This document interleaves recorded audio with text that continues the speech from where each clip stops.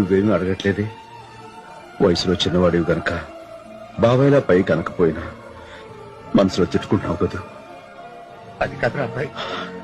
నిజం బాబాయ్, తప్పు నాది.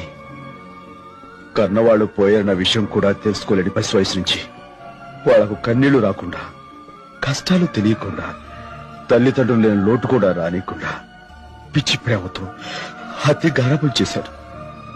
అది నా తప్పే. ఆ తప్పుకు ఫలితంగా వాళ్ళని ఒక్కొక్క దెబ్బ కొట్టినప్పుడల్లా నేను 100 దెబ్బల బాధను అనుభవించాను బాబాయ్. వాళ్ళ కాళ్ళలో ముళ్ళు గుచ్చుకుంటే నా కంట్లోంచి రక్తం కారేది. అలాంటిది వాళ్ళని రక్తం కారేలా కొట్టానంటే నా మీద పంతంతో వాళ్ళు బాగుపడతారని, నా మీద కోపంతో నాకంటే గొప్ప వాళ్ళు అవుతారు.